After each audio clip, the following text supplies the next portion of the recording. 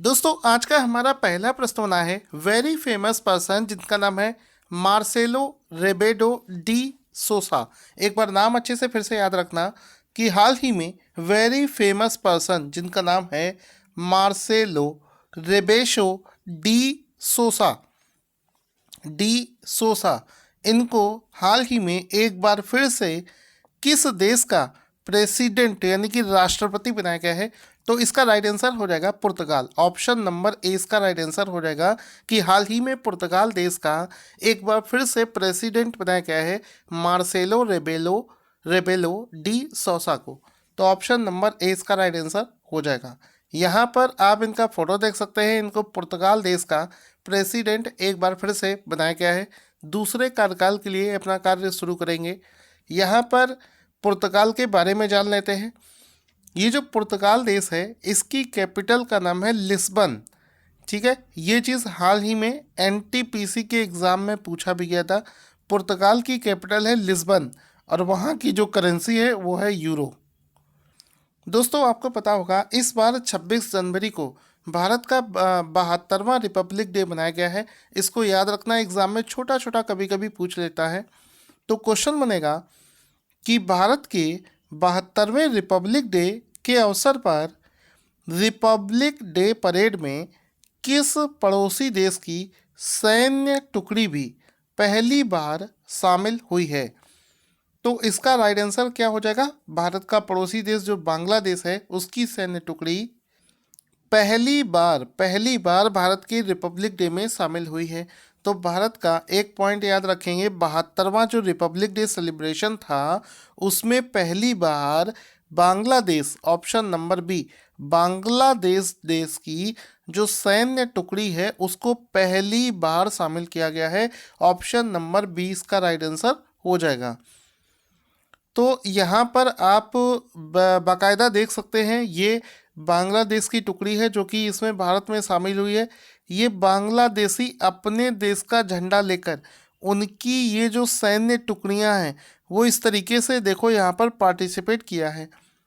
ठीक है, आपको भी पता होगा जब बांग्लादेश का लिबरेशन हुआ था, जब इसको आज़ादी मिली थी तो भारत ने इसमें अहम भूमिका निभाई थी, जिसके चलते ही ये भारत का हमेशा ऋणी रहता है।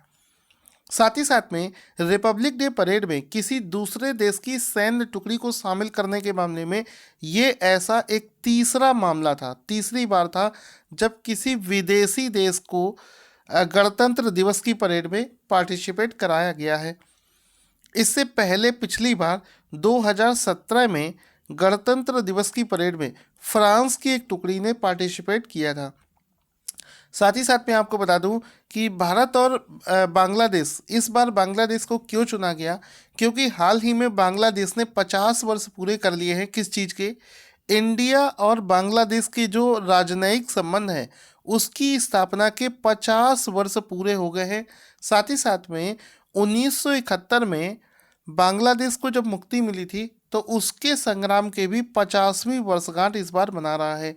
तो ये दोनों तरीके से इम्पोर्टेंट था, जिस वजह से बांग्लादेश की टुकड़ी ने इसमें शामिल हुआ था। अब चूंकि दोस्तों बांग्लादेश की बात हुई, बांग्लादेश की कैपिटल आपको पता होना चाहिए ढाका है। प्रेसिडेंट का नाम अब्दुल हामिद और प्रधानमंत्री का नाम है शेख हसीना। तो बांग्लादेश के बारे में ये भी आपको पता होना चाहिए। ये मुझे याद है अभी हाल ही में आरआरबी के एग्ज़ाम में पूछा जा चुका है, इम्पॉर्टेंट पॉइंट है। ठीक है, आगे चलते हैं। दोस्तों अगर आप हमारा जनवरी से लेकर दिसंबर तक का पीडीएफ लेना चाहते हैं तो वीडियो के डिस्क्रिप्शन में एक लिंक है, उस पर जाकर क्लिक करें और उसे परचेज कर सकते हैं ऑफर के साथ में। अगला शानदार क्वेश्चन बनता है कि वर्ल्ड इकोनॉमिक आउटलुक 2021, विश्व आर्थिक आउटलुक 2021 किसके द्वारा जारी किया जाता है? तो आंसर हो जाएगा ये जो वर्ल्ड इकोनॉमिक आउटलुक 2021 नाम की एक रिपोर्ट है, इसको इंटरनेशनल मॉनेटरी फंड आईएमएफ के द्वारा हाल ही में जारी किया गया है।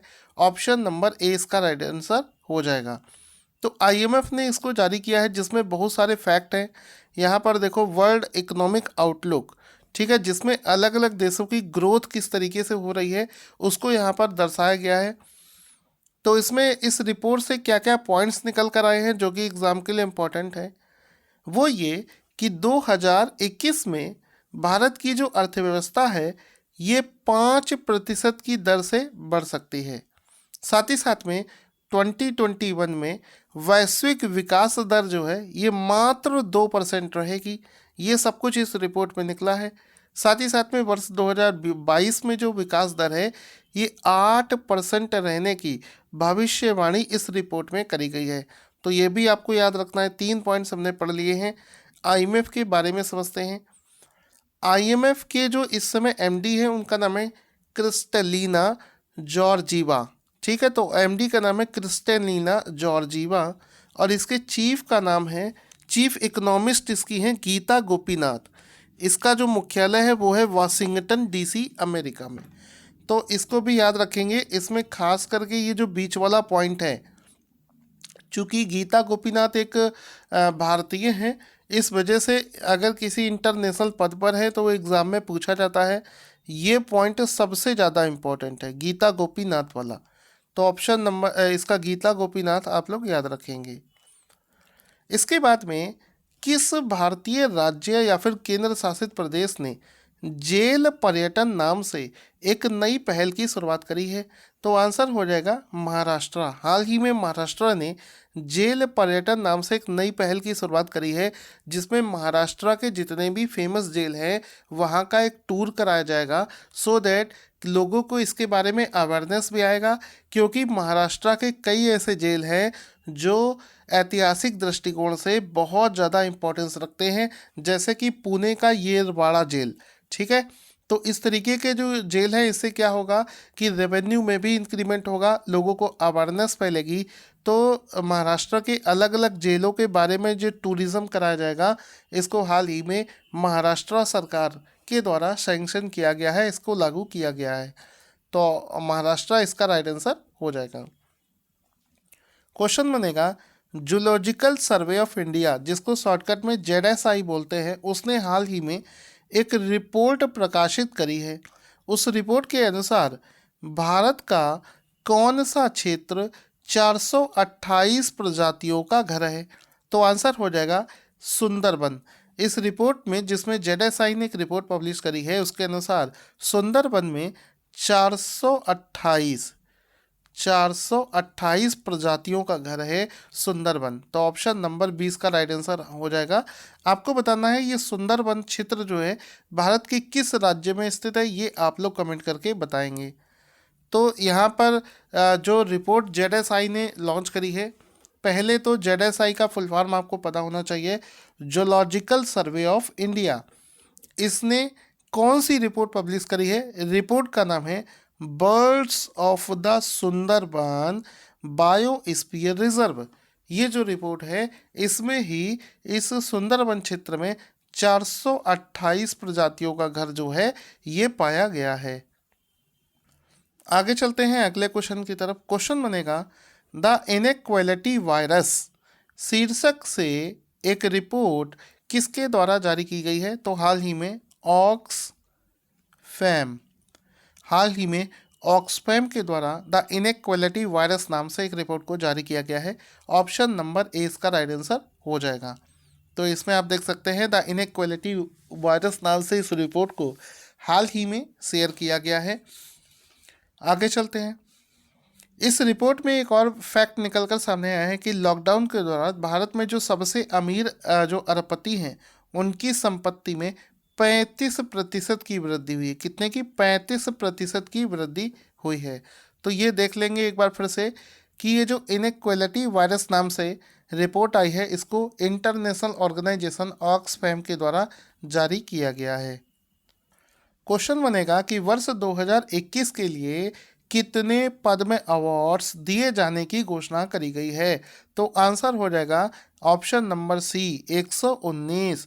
तो ऑप्शन नंबर सी इसका राइट आंसर हो जाएगा कि वर्ष 2021 के लिए 119 पद्म अवार्ड्स की घोषणा करी गई है। ऑप्शन नंबर सी इसका राइट आंसर हो जाएगा। अब इसमें आप लोग देखोगे 119 अवार्ड्स में से 7 लोग ऐसे हैं जिनको पद्म विभूषण की उपाधि दी गई है, 10 लोग ऐसे हैं जिनको पद्म भूषण दिया गया है और 102 लोग ऐसे हैं जिनको पद्मश्री दिया गया है। क्वेश्चन बनेगा कि हाल ही में सुभाष चंद्र बोस आपदा प्रबंधन पुरस्कार किसे प्रदान किया गया है। इंग्लिश में भी इसको लिख दिया है, सुभाष चंद्र बोस आपदा प्रबंधन पुरस्कार जो है ये राजेंद्र कुमार भंडारी को दिया गया है। ऑप्शन नंबर 20 का राइट आंसर हो जाएगा कि हाल ही में वर्ष 2021 में जनवरी में सुभाष चंद्र बोस आपदा प्रबंधन पुरस्कार को राजेंद्र कुमार भंडारी को प्रदान किया गया है।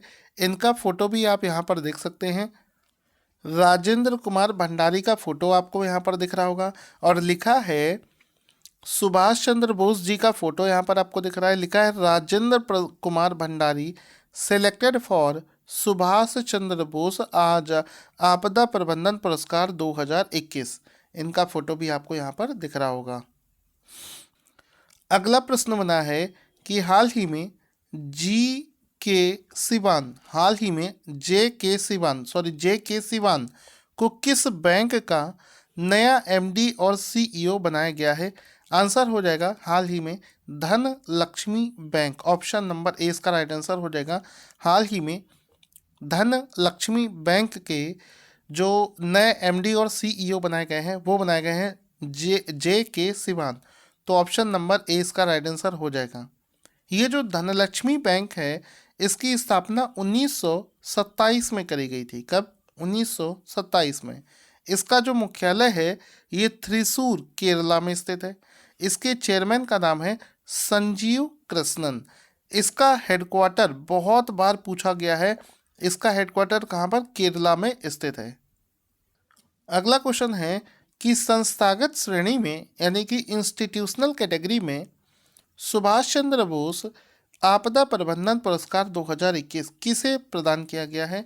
आपको बता दें पहले हमने नॉन इंस्टीट्यूशनल कैटेगरी में देखा था, तब इसका राइट आंसर क्या हुआ था आपको दिखा भी देता हूँ।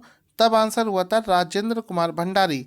अगर पूछा जाए यही अवार्ड किस इंस्टीट्यूट को दिया गया है तो आंसर हो जाएगा सीड। सीड नाम से एक संस्था है जिसको संस्थागत श्रेणी के तहत सुभाष चंद्र बोस आपदा प्रबंधन पुरस्कार 2021 जो है प्रदान किया गया है। ऑप्शन नंबर ए इसका राइट आंसर हो जाएगा। सीड का फुल फॉर्म क्या है? Sustainable environment and ecological development society. ये इसका पूरा फुल फॉर्म हो जाएगा जिसके तहत जिसको इस अवार्ड से सम्मानित किया गया है। दोस्तों आज का क्वेश्चन जिसका आंसर आपको देना है कि काजा कलास को किस देश का पहला महिला प्रधानमंत्री चुना गया है। अपना आंसर कमेंट बॉक्स में लिखना ना भूलें।